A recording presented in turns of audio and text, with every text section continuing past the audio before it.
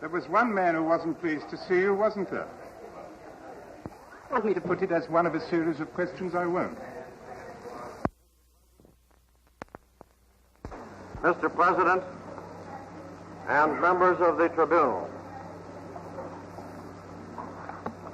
an advocate can be confronted with few more formidable tasks than to select his closing arguments where there is great disparity between his appropriate time and his available material.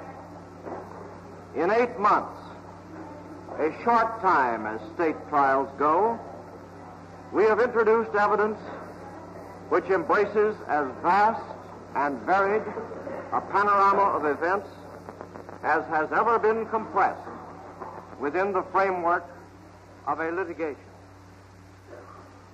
It is impossible in summation to do more than outline with bold strokes the vitals of this trial's mad and melancholy record, which will live as the historical text of the 20th century's shame and depravity. It is common to think of our own time as standing at the apex of civilization, from which the deficiencies of preceding ages may patronizingly be viewed in the light of what is assumed to be progress.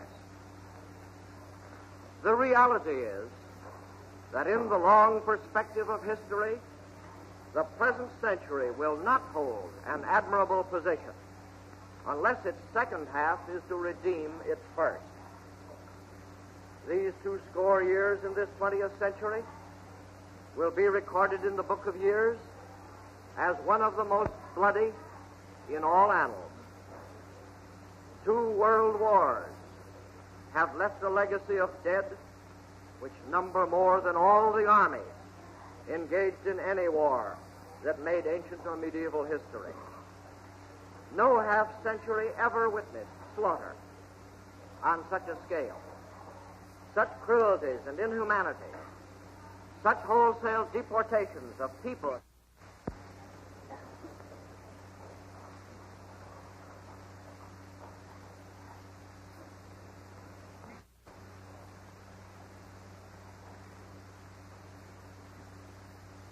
The zealot Hess, before succumbing to wanderlust, was the engineer tending the party machinery, passing orders and propaganda down to the leadership corps, supervising every aspect of party activity, and maintaining the organization as a loyal and ready instrument of power.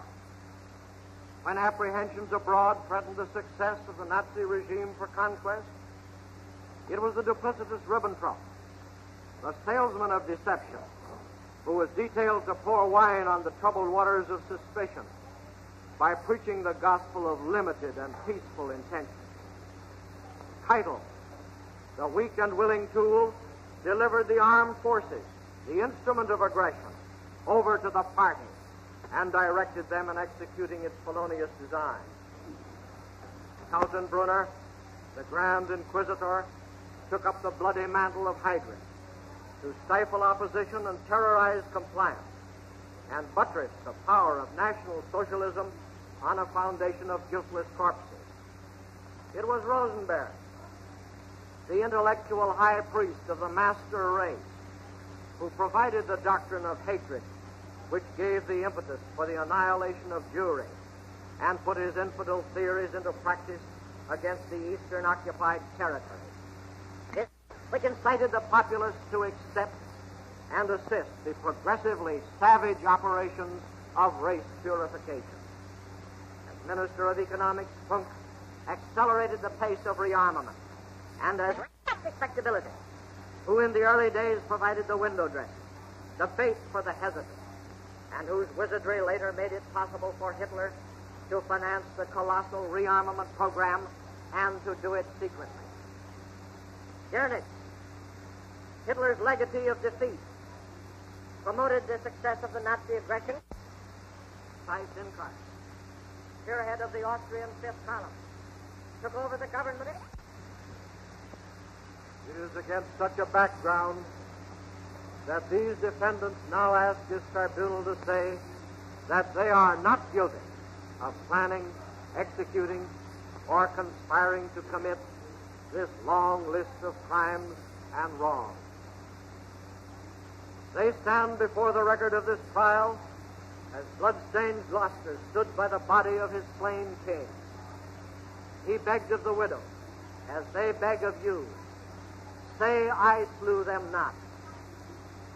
And the queen replied, then say they were not slain, but dead they are.